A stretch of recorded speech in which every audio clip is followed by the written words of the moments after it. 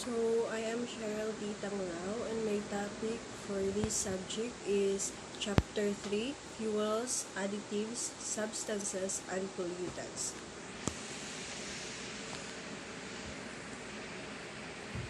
So, Article 1, Fuels, Additives, and Substances.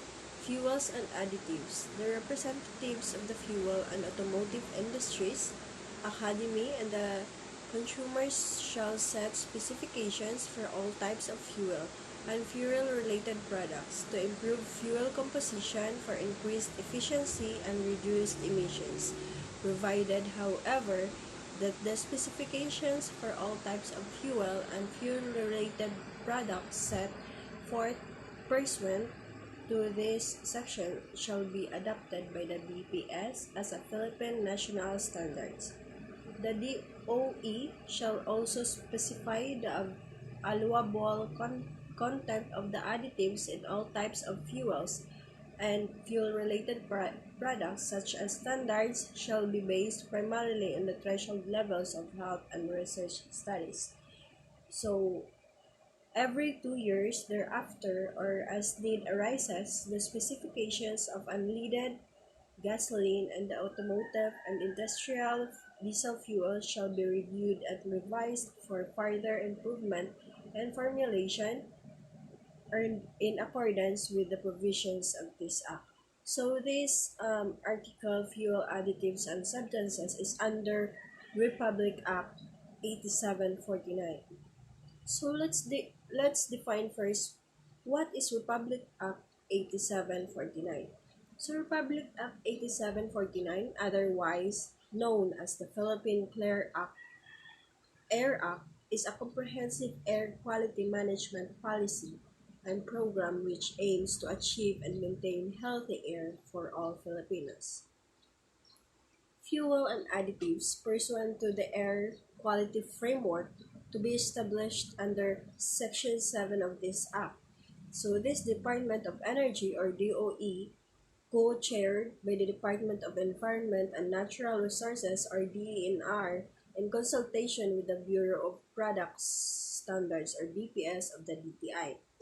On the basis of such specifications, the DOE shall likewise limit the content or begin the phase-out of additives in all types of fuels and fuel-related products as it may deem necessary.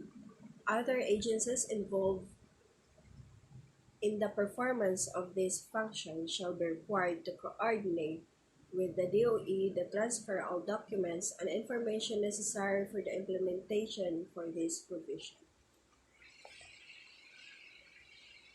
Regulation of fuels and fuel additives. So the Clean Clear Act requires EPA to regulate fuels and fuel additives for use in motor vehicle engine, or non-road engine, or non-road vehicle if such fuel achieves additive or any emission products causes or contributes to air or water pollutant that may endanger the public health or welfare. So prior to registration, the manufacturer, processor, or trader shall provide the DOE with the following relevant information. First is product identify and composition to determine the potential health effects of such fuels and additives. Description of the analytical technique that can be used to detect and measure the descriptive.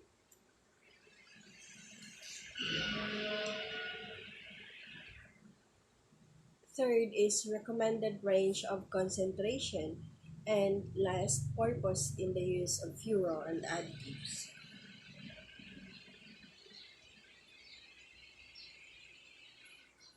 Misfueling in order to prevent the disabling of any emission control device by lead contamination.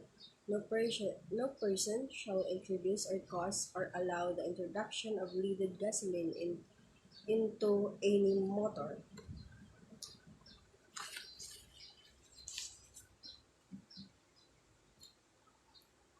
Vehicle equipped with a gasoline tank filler inlet and labeled unleaded gasoline only.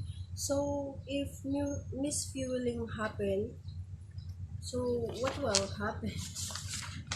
Example for this is your petrol car ignites fuel through spark plugs, while diesel must be compressed to ignite. If you add diesel to a petrol car, the likewise thing to happen is that you'll clog up the spark plugs and fuel system, and the car will either cut out or won't be able to start at all.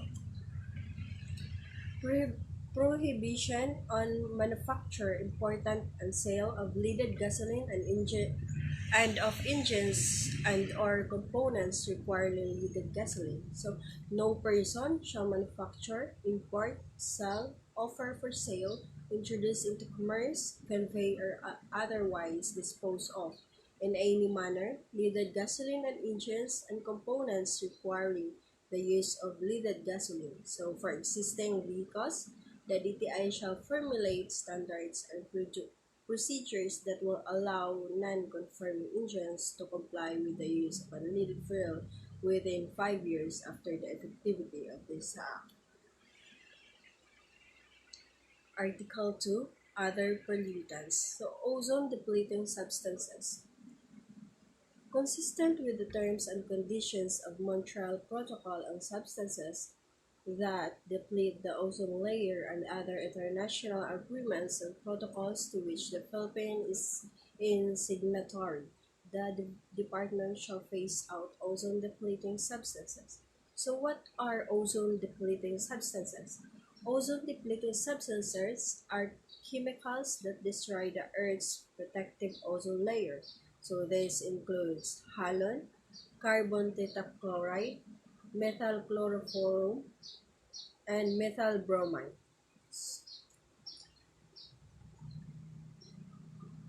So production and import of this chemical is controlled by the Montreal Protocol on substances that deplete ozone layer. There are ozone depleting substances, but their ozone depleting effects are very small, so they are not controlled by the Montreal Protocol. So, greenhouse gases.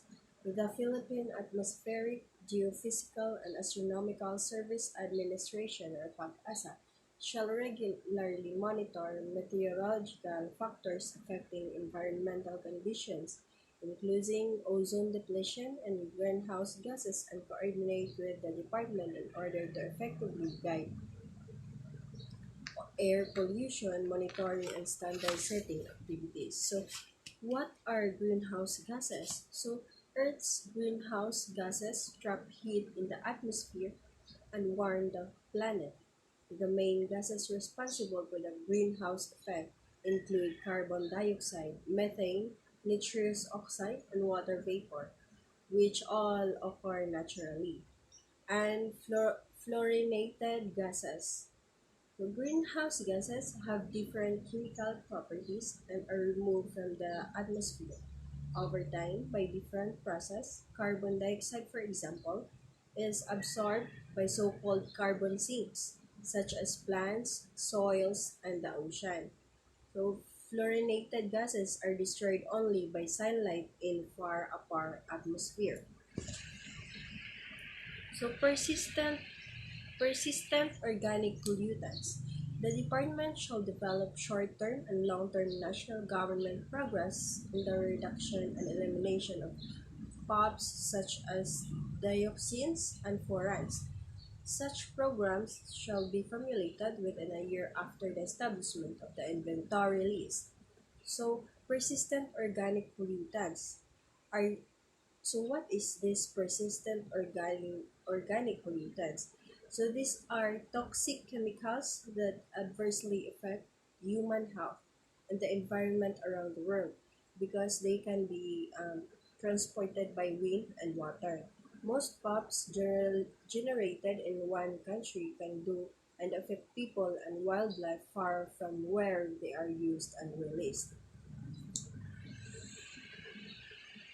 And last is radioactive emissions.